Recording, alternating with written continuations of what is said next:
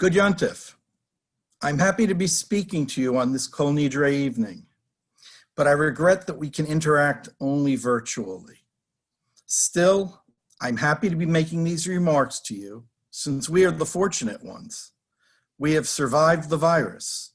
May our good fortune continue.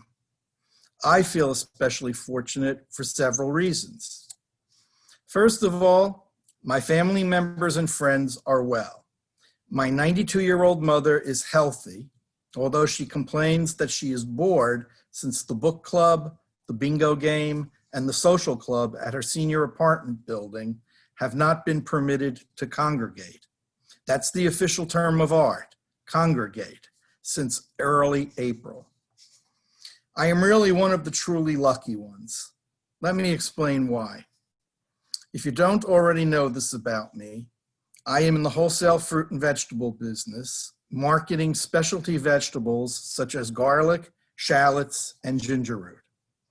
Every year at the beginning of February, our industry gathers in Berlin, Germany, for the largest fruit and vegetable trade show in the world, the Fruit Logistica.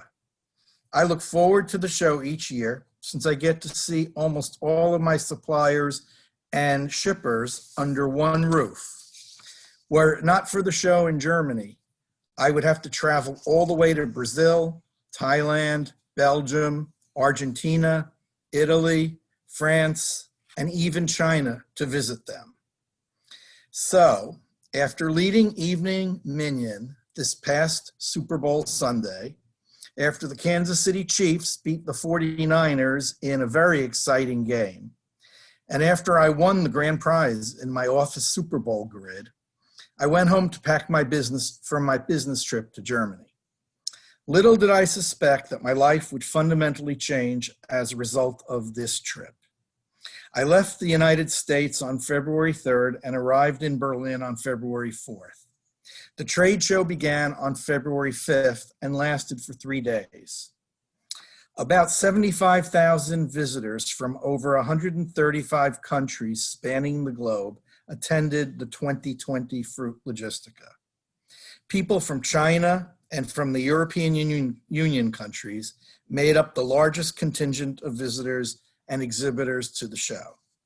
Among the Europeans, the Italians, especially Northern Italians from the industrial region surrounding Milan, are very well represented. They exhibit in Hall 2 and attempt to sell their sophisticated packing machinery to the rest of the world. The French and the Spanish are also numerous, both as visitors looking to purchase product, as well as exhibitors trying to sell their delicious agricultural products. By now, I think you may guess where this story is heading.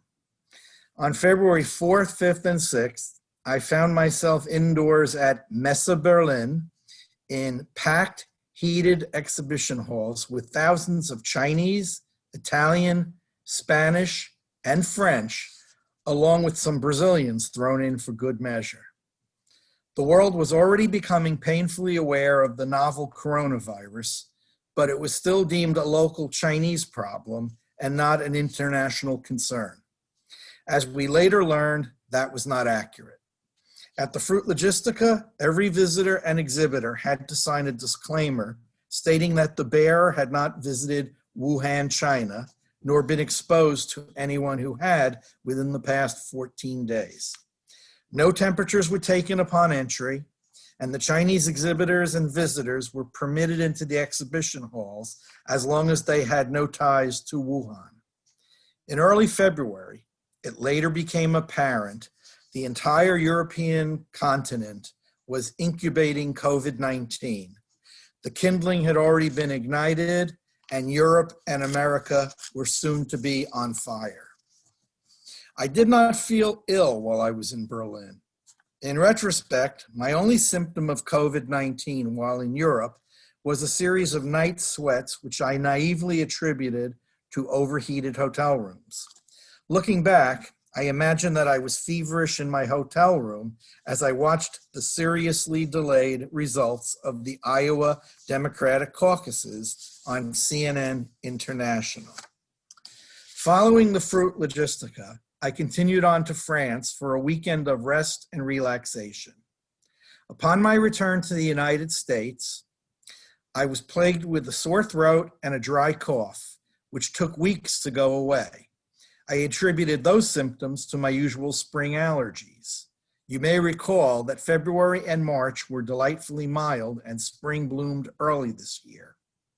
By mid-March, as most of you locked down, I kept going to the office every day, since the fruit and vegetable business is part of the food supply chain and deemed an essential service. 6 of my staff of 65 became ill with COVID-19. All were symptomatic and recovered completely. We experienced no hospitalizations or deaths, thankfully. We controlled the spread by instituting the universal wearing of masks, even though at the time they were hard to come by, enforcing social distancing on the production line and in the cafeteria, and by redoubling our sanitation procedures. By the Friday before Mother's Day, reliable COVID-19 antibody testing had become available, and I had blood drawn at the local urgent care on Route 27. Since I had never been tested for or received a positive COVID diagnosis, the physician who drew my blood asked why I thought I might have antibodies. I told him about my time in Berlin and about the 6 infections at my plant. I told him it was unlikely that I would not be infected. The physician laughed and told me my exposure was tenuous at best. On Mother's Day, however, my cell phone rang at the dinner table. It was the testing laboratory. I was positive for SARS-CoV-2 antibodies. Trying to live up to the commandment that saving a single life is akin to saving the whole world, I immediately arranged a donation of COVID-19 convalescent blood plasma. The blood center tested my blood for antibodies and confirmed my earlier test results. Since May, I have been donating 800 milliliters of convalescent plasma every 2 weeks, and my blood is consistently retested for antibodies. Although it is rumored that antibody levels decline over time, my levels are consistently high enough to be of therapeutic use for other people. My next donation is scheduled for October 5th. When life deals us a bad hand of cards, we have no choice but to play them the best way we can. I am grateful that my COVID infection was not serious, although I do have residual shortness of breath. I am also grateful for the opportunity that my infection has given me to help others. I truly believe that I am saving lives each time I donate convalescent plasma. Helping others in need has always been my personal mantra. I am always happy to throw a lifeline to someone who is having trouble keeping his or her head above water. I am always aware of how fortunate I have been during my adult life. Nobody, myself included, lives an entire life unscathed by trouble, but I have been blessed during my maturity. Even today, while millions of our fellow citizens have lost their livelihoods and worry about how to feed their families and try to figure out how to keep a roof over their heads, I have been luckier than most. Our essential service food business continues to prosper. I refuse to feel guilty about that. Instead, I pay my blessings forward by sharing them with those who are struggling. Just as donating my plasma heals those who are ailing, increasing the amount of my philanthropy is the best way I can help those in need. It also demonstrates how grateful I am for the health of my family and the prosperity with which we have been blessed. At Shomrei Tikvah, I am not alone. I might not know who else is donating convalescent plasma to save lives, but I know with certainty the identities of the Shomrei Tikvah. They are like-minded philanthropists who have adopted a free will, pay-as-you-can philosophy towards sustaining the synagogue. This means that in addition to their currently prescribed synagogue obligations, such as dues, building fund, and religious school tuition, These generous souls pledge an additional $1,000 or more to preserve and protect the congregation's physical home. As most of you know, our synagogue center was constructed in stages beginning in the early 1980s. Consequently, the oldest portions of our physical plant are now approaching middle age. Systems break down and capital components wear out and need to be replaced. Shomrei Tikvah is always there to soften the blow of these random capital outlays. By taking these capital expenses offline, Shomrei Tikvah helps to keep dues affordable and understated. Just this past year, the Shomrei Tikvah paid for another unforeseen new rooftop HVAC unit.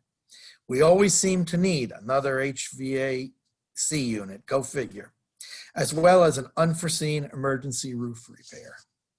For the first time in many years, the Shomrei Tikvah account is almost completely depleted. It has functioned efficiently just as it was originally envisioned, and it has performed good deeds throughout the years of its existence. Now, more than ever during these worst of times, it is incumbent upon those of us who are able to replenish it. This year, I am painfully aware that some of my regular donors may not be in a position to join us. That is a consequence of these uncertain times. However, I am urging those who still have the capacity to go that extra mile to make up for those donors who have been displaced by the pandemic-ravaged economy. I, for one, will double my commitment to Shomrei Tikvah to compensate for those who cannot contribute this year, just as I will continue to donate COVID-19 convalescent plasma until I have no more antibodies to give. Let me remind you that the pandemic has created budgetary stresses across the board at Congregation B'nai Tikvah. The operating fund is singularly unprepared this year to be confronted by unanticipated capital expenses, which by their very nature are expensive, hard to bear, and continue to appear. My family has been affiliated with Congregation B'nai Tikvah since 1977. During that time, we have given our blood, our sweat, some tears, and many dollars, first to build the warm and welcoming congregation that we cherish, and then to ensure that it flourishes. We have weathered tragedy and downturns before, but we collectively met the challenge, whatever our means. Let me close these remarks by urging my friends and neighbors of exceptional means to join the ranks of the Shomrei Tikvah, the ones who keep hope alive, to ensure a brighter future for our congregation at this moment of existential threat. In the words of Rabbi Hillel, if not now, when? May you all be inscribed and sealed in the book of life for a good year.